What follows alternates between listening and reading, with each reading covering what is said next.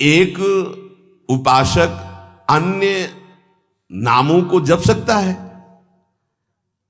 अन्य नामों का कीर्तन कर सकता है, अन्य रूपों का पूजन कर सकता है।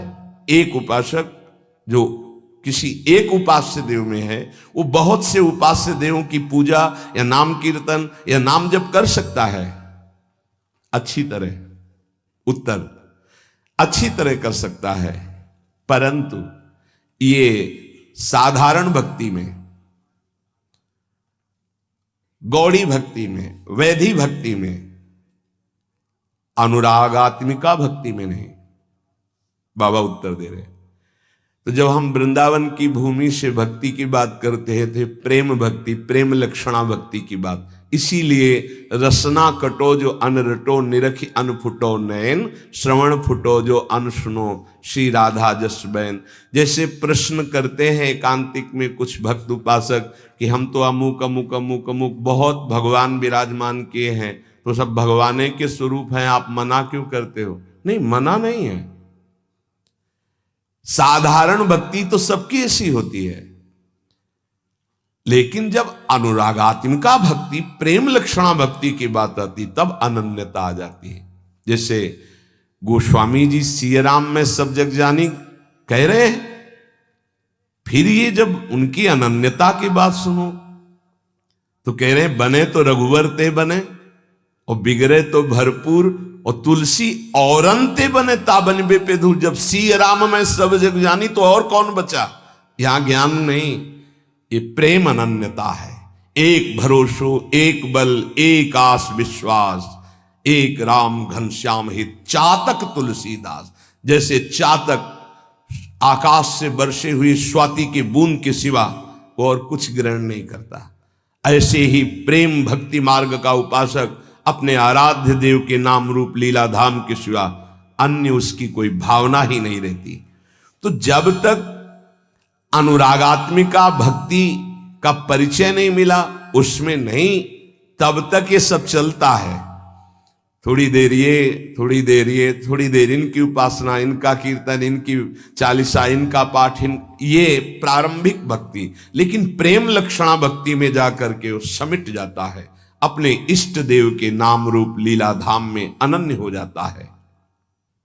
हमारी लाडली जो हम पे कृपा किए, तब हमें ये सौभाग्य मिला, तो अब हमें किसी की ओर आंख उठा के भी देखना नहीं है।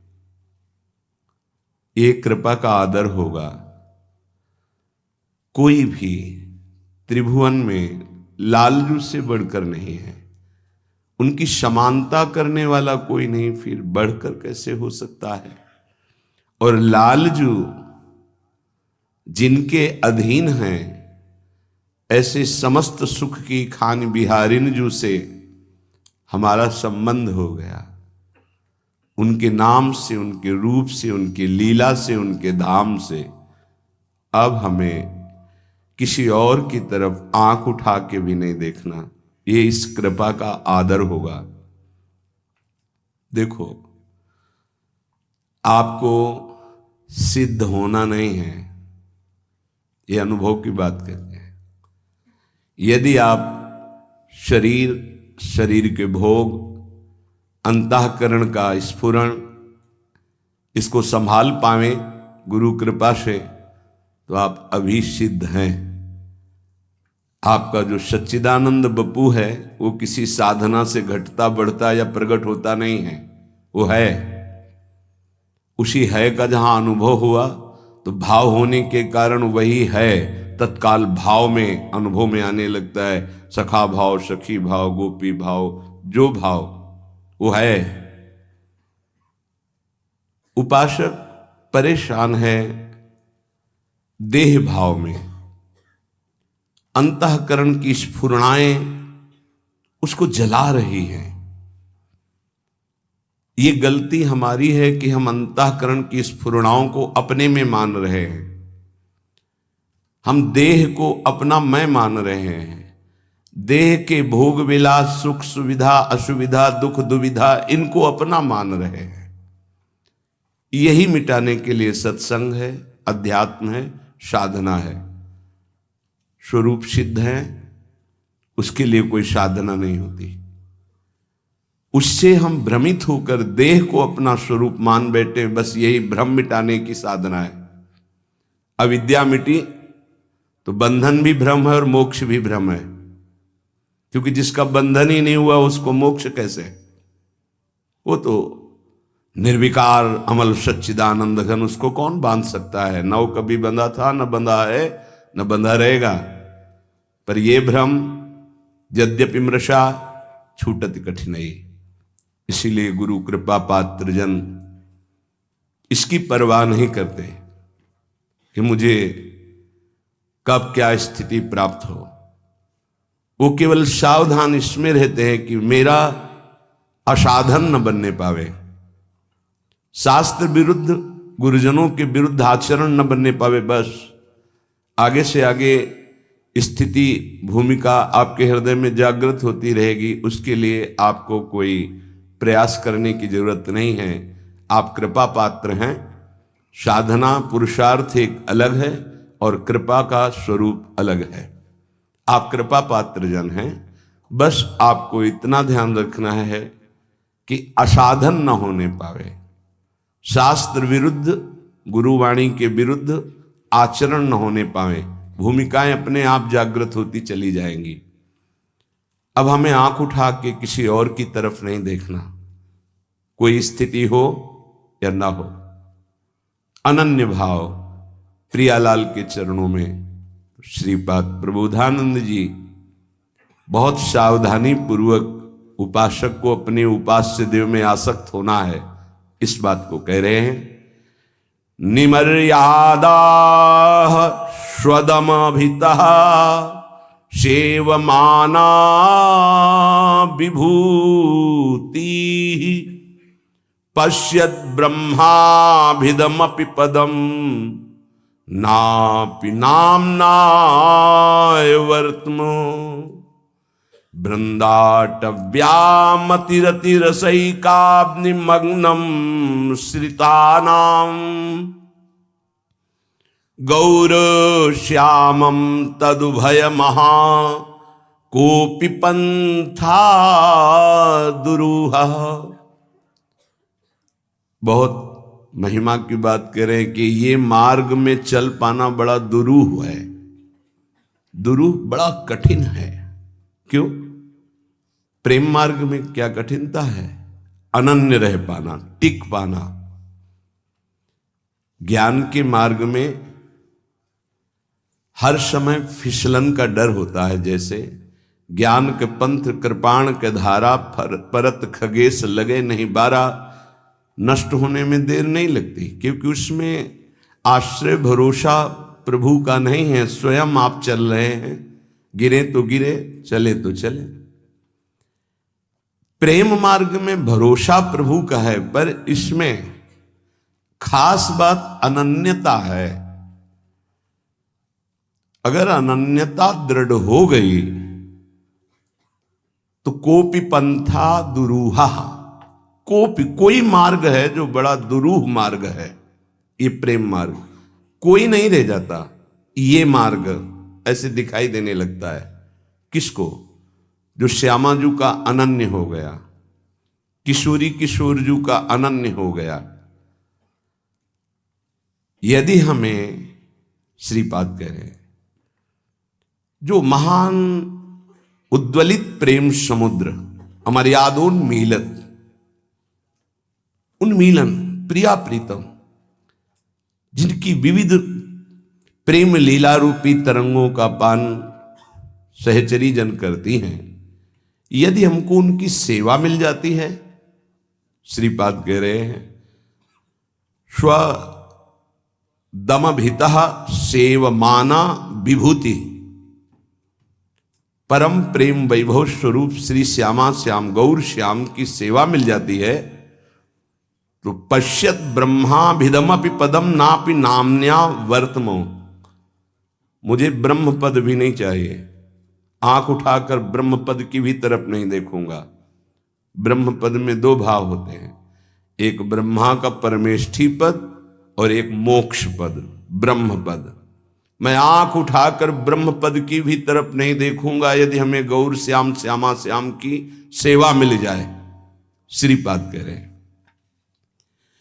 श्री वृंदावन धाम में असीम प्रेम वैभव प्रकाशित करने वाली गौर श्यामम तदुभय महा, जो अभय प्रदान करने वाले, महाप्रेम प्रदान करने वाले श्यामा श्याम है, यदि इनकी सेवा मिल जाती है तो मैं स्रोत मार्ग, स्मार्त मार्ग, ब्रह्मपद, ब्रह्मबोध आंख उठा के भी इनकी तरफ नहीं देखूंगा। श्रीपाद कह रहे क्यों? क्योंकि इनके अनन्य होने में रसैकाब्धि मग्नम आश्रिता नाम, जो इनके आश्रित हो जाते हैं उनको परम रस में निमग्न कर देते हैं ये, और ये रस प्रतिक्षण वर्धमानम, प्रतिक्षण बढ़ता ही रहता है। इसलिए हा वृंदावन, हा प्रियाजू, करुणा करो, मुझे अपने श्री चरणों की सेवा प्रदान करो। श्यामानंद रसैक सागर हरे वृंदाटवी नागर, श्री राधा मुख पद्म भृंग, परमा भृंगेरनंगोत्सव, बंसी प्राण सखी सदा मुखरित, श्री राधिका सद्गुण, प्रेमोद्दाम विलास मोहन, मना प्रोन्मील मनमान से। हे श्याम, हे आनंद समुद्र, हे रस के सागर, हे हरि, हे वृंदावन नागर, हे राधा मुख कमल के भ्रमर, हे परम अभंग अनंगोत्सवकारी, हे बंशी प्राण सखी, हम पे कृपा करो। हे बंशी प्राण सखी, हम पे कृपा करो। क्या मैं सदैव राधा नाम गाऊं, राधा गुणावली का गायन करूं, किशोरी जी के चरणों में प्रीति करूं? हे राधा मुख कमल के भ्रमर, हे परम अभंग अनंगोत्सवकारी श्याम सुंदर, श्यामानंद रसैक सागर हरे, मुझे वृंदाटवी का वास प्राप्त हो और उन्मत्त होकर इस वृंदाटवी में श्री जी का गुणगान करूं, राधा नाम कीर्तन करूं, राधा गुण गाऊं, राधा चरणारविंद की आसक्ति हमारे हृदय में प्रकट हो जाए। आप भी तो सदैव राधा गुण गायक हो। सदा मुखरित श्री राधिका सद्गुण, प्रेमोद्दाम विलास मोहन, हे प्रेमोद्दाम उन्मत्त प्रेम प्रकट करने वाले, हे प्रेम विलासी मोहन, मनाक प्रोन्मील मन मानसे, मेरे मन में प्रकट हो जाओ, मेरे मन में प्रकट हो जाओ। इंद्रियाणाम मनस्यास्मि, और आप जो करते हो वही मेरे मन में प्रकाशित हो जाए। क्या आप राधा गुणगान करते हो? आप बंशी प्राण प्रिय सखी को अधरों में विराजमान करके राधा नाम, राधा गुण गायन करते हो, वही मेरा मन करने लगे।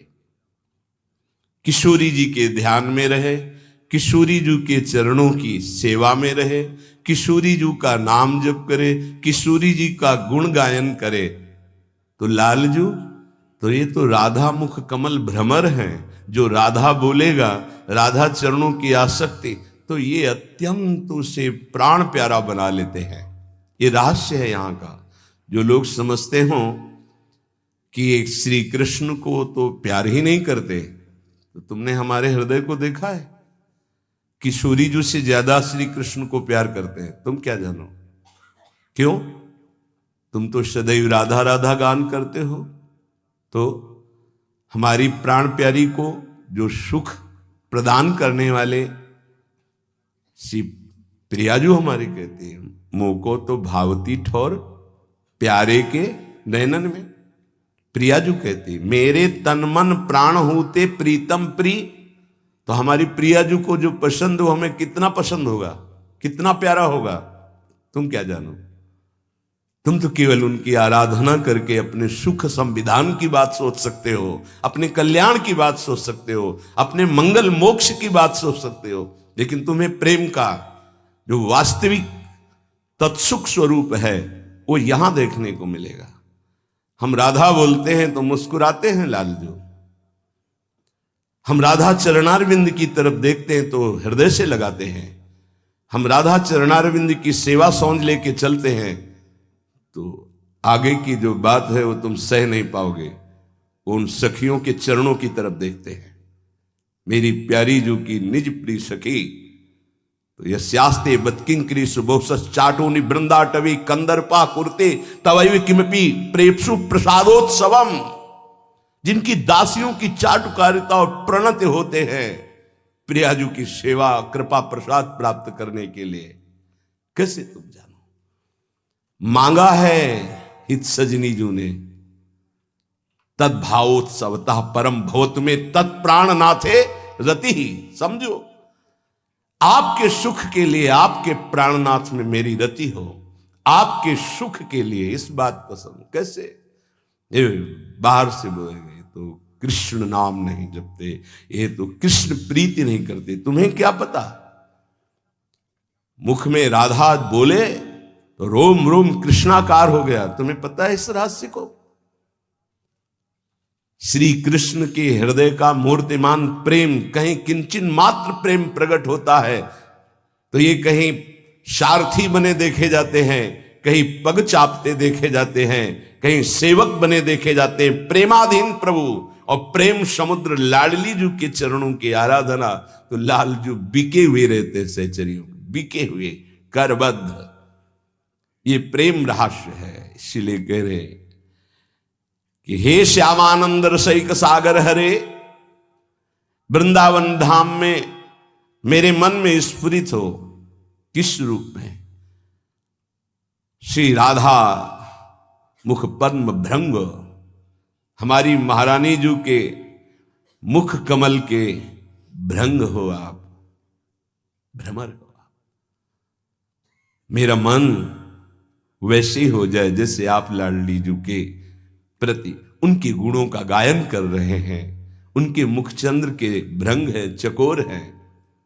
श्री राधिका सदगुण मुखरित सदा, आप सदा से स्वामिनी जी का जस गायन करते, वही मेरा मन करे स्वामिनी जी के जस का गायन करे। हे प्रेम विलासी मोहन, हे प्रेम उन्माद प्रकट करने वाले मोहन, मनाक प्रोन्मील मन मानुषे, मेरे मन को ऐसा प्रेरित करो श्री जी के चरणों में आसक्त हो जाए, श्री जी का नाम जप करे, श्री जी की गुणावली का गायन करे और श्री जी की सेवा में, यही हमारा जीवन है। साधक जो अपने कल्याण का दृढ़ निश्चय कर लेता है, स्वधर्म पालन में लग जाता है, तो हर कष्ट, हर दुख, हर कठिनाई उसका कदम दृढ़ करती चली जाती है। दृढ़, फिसलेगा नहीं। और उसके हृदय में कष्ट सहने के बाद, बहुत ध्यान देने के बाद प्रसन्नता प्रकट होती है। ये किसी वस्तु, व्यक्ति, स्थान के संयोग से नहीं, वो हर्ष होता है जब आप धर्म से चले, कष्ट पूर्वक आगे बढ़े तो प्रसन्नता प्रकट होती है। जहां मन प्रसन्न हुआ तो मना प्रसादे परमात्म दृष्टि, तत्काल उसको वो दृष्टि प्राप्त होती अखंड प्रसन्नता में कि ब्रह्मभूत हो जाता है, भगवत साक्षात्कार हो जाता है। ये जलन अमृतमयी है। जलना तो दोनों में पड़ेगा, भोगों की तरफ जाओगे, जलते ही रहोगे, आग में कूद गए और ये जलन बुझ रही है। प्रतिपल आगे बढ़ते चले जा रहे हो जहां शीतलता है। उपासक परमात्मा का अंश है, इसलिए डरे नहीं किसी कष्ट से। तुम्हें कष्ट व्याप्त नहीं हो रहा, अंतःकरण धर्म में ये कष्ट अपना प्रभाव दिखा रहा है। इसने मुझे गाली दिया, किसको?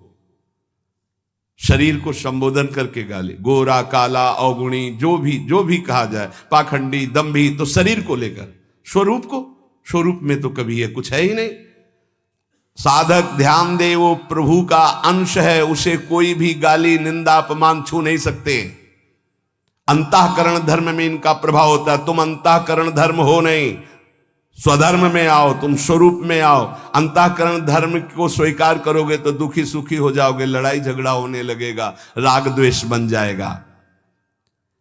स्वधर्म स्वा है हमारे प्रियालाल, स्वा है हमारा स्वरूप, बकाया सब परधर्म है। परधर्म सब और परधर्म है। परधर्म भयावह, बहुत सुंदर। स्वयं का धर्म स्वधर्म है, अन्य का धर्म परधर्म है। स्वयं भगवद अंश है तो हमारे अंशी और अंश, ये केवल स्वधर्म से सब परधर्म, और परधर्म भयावह। इसी से भय प्राप्त हो रहा शरीर में, अंतःकरण में, स्वभाव में तन्मयता होने के कारण। निर्विकारता, निर्दोषता, अविनाशिता, नित्यता, निष्कामता, निर्ममता, ये तुम्हारे स्वरूप में है। साधना नहीं कर ली, ए भाई, सिद्ध नहीं होना है। सिद्ध स्वरूप है, उसे भूल गए हो, केवल स्मरण करो, जागृत करो। ए तू कहां खो गया? किसी साधना से सिद्ध थोड़ी हुआ जाता है। साधना असाधनों को मिटाने के लिए। स्वरूप तो देखो, निर्विकारता हमारा स्वरूप है, निर्दोष हमारा स्वरूप है, अविनाशी हमारा स्वरूप है, नित्य निष्काम निर्मम ये हमारा स्वरूप है। ये है हमारा स्वधर्म। और विनाशी उत्पन्न होना, नष्ट हो जाना, बदलना, बढ़ना, क्षीण होना, ये शरीर का है। ये है परधर्म। इच्छा, मान, बड़ाई, भोग शरीर के धर्म है, अंतःकरण के धर्म है, ये तेरे धर्म नहीं है। स्वयं का कभी कोई परिवर्तन नहीं होता, शरीर कभी एक रस नहीं रहता, ये बदल रहा है, प्रतिपल बदल रहा है। स्वयं का कभी नाश नहीं होता, शरीर कभी अविनाशी नहीं हो सकता। इसलिए उपासक समझे स्वधर्म किसे कहते हैं? अपने इष्ट देव और अपने स्वरूप के सिवा सब पर धर्म है। यह अध्यात्म मार्ग से है। चाहे कर्मयोग, ज्ञान योग या भक्ति योग, तीनों का लक्ष्य है स्वधर्म में स्थित करना, पर धर्म से हटा देना। जैसे कर्मयोग त्याग ही त्याग, ज्ञान योग बोध, सिर्फ अपने स्वरूप में बस सब त्याग, भक्ति योग प्रेम, सिर्फ आराध्य देव से